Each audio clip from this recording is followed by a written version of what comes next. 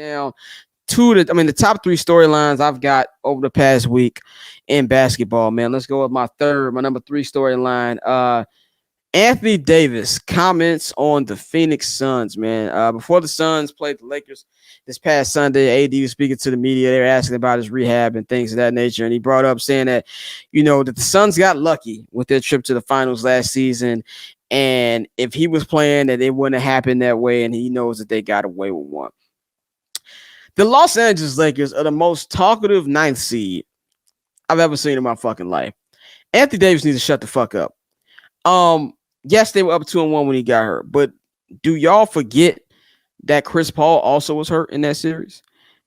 It's being very petty to bring that up, especially in a situation where in this year you're not even as good as you were last year, and to talk shit to a team that took advantage of those holes. I mean, the Lakers took advantage of a bubble.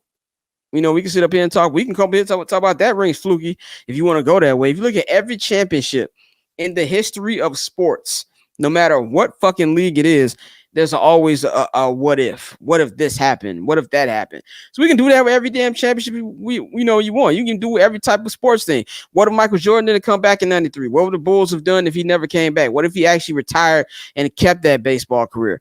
What if the Lakers didn't come back from 17 down in Game 7 against Portland, in 2000? What if they'd actually called a damn technical on David Blatt, 7 years ago in that series between the Bulls and the Cavs? Do the Cavs get eliminated? We can say that with everything. And he just comes off salty. And on top of that, you're not fucking playing, dude. You ain't been playing all fucking year. You can't fucking stay healthy. You need to be worried about your own fucking health instead of popping off with the fucking mouth. I'm just fed up of hearing about Anthony Davis. I'm fed up about hearing about the Lakers. And this is not just a one-year thing for AD. This is his whole fucking career. The dude can't stay healthy. I don't know what it is. He just can't stay healthy and stay on the court. So long term for the Lakers, no matter how they try to fix this roster in the offseason, which is going to be a task to begin with, can this dude stay healthy for it to matter?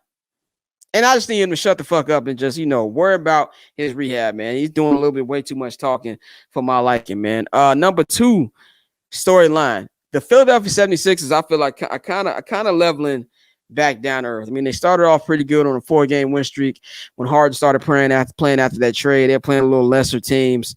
Played the Bulls with missing 4 fucking starters in that game.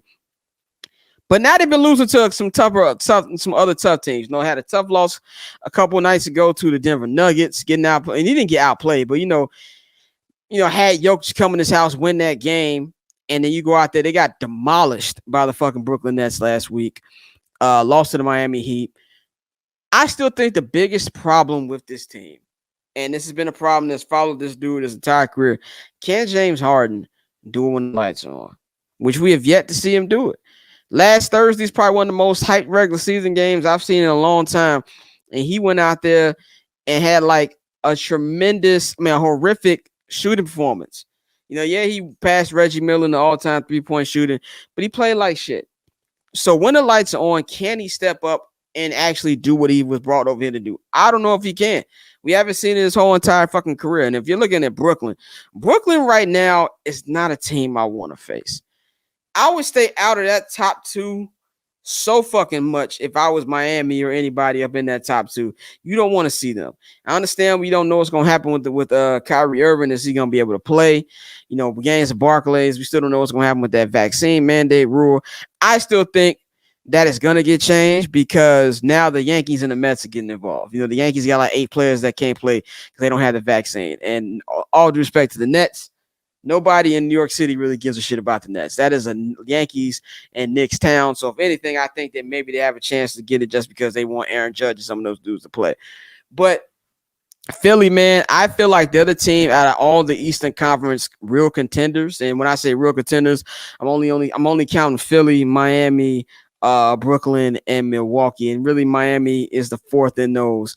But just off Miami's defense, I'm not going to say that they're subject to upset like I feel Philly can be because of the choke artist of James Harden and being let's keep it buck Doc Rivers. And I think Doc Rivers is a cool guy. I'm going to get my Stephen A on. I met Doc Rivers one time at LAX airport. We had a good time for 30 minutes waiting for our flight. We talked about the Bears. But he has not been the best in these situations in the playoffs, so he's got a lot to prove.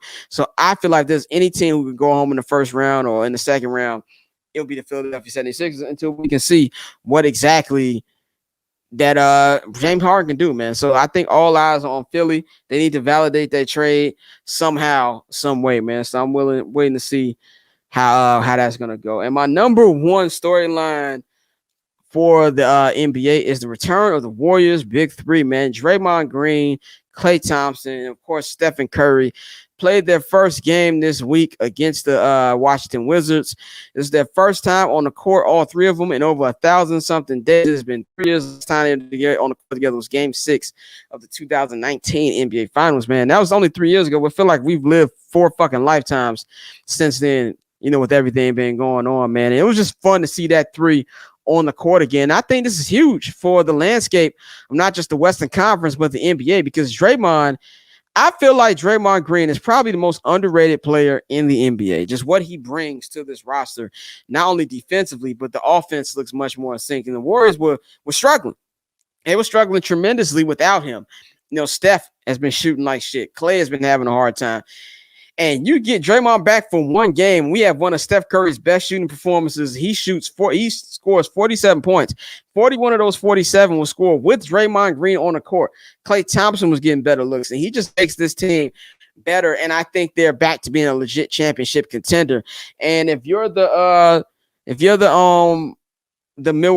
Memphis Grizzlies, this is not really the best thing for you, because you're going to have to eventually run into them in a second round series. And I understand the Grizzlies have been great. They're a young team. Ja's in the MVP conversation, but the Warriors are battle tested. Like Draymond said, they don't really give a damn about the 2 seed. If they get it, cool. But if there's a Game 7 in Memphis, you think these dudes are worried about that? Absolutely not. But the thing right here is we're on a collision course between the Golden State Warriors and the Phoenix Suns. Now, I do believe the Phoenix Suns are the favorites. They should be the favorites. They have been the best team in this regular season by far. I mean, even without Chris Paul, this team has been a well-oiled machine. Devin Booker has been playing well. They even won a big game without Devin Booker when he was out to COVID. So this is a team that, I feel like they got the experience of last year, knowing what it takes to not just get to the finals, what they need to do to win the finals. But they didn't have to run into the Warriors last year. And it's one thing that Chris Paul's kryptonite is Stephen Curry. So I'm interested to see how that series is going to be if they do meet. But the Warriors have a legit chance to win a championship, man. I think if you're a fan, no matter how much whether you hate them or not, they're fun to watch. And I'm just happy to see them back, man. So it's going to be fun to see where they finish in the stretch run, man. So that's all I've got.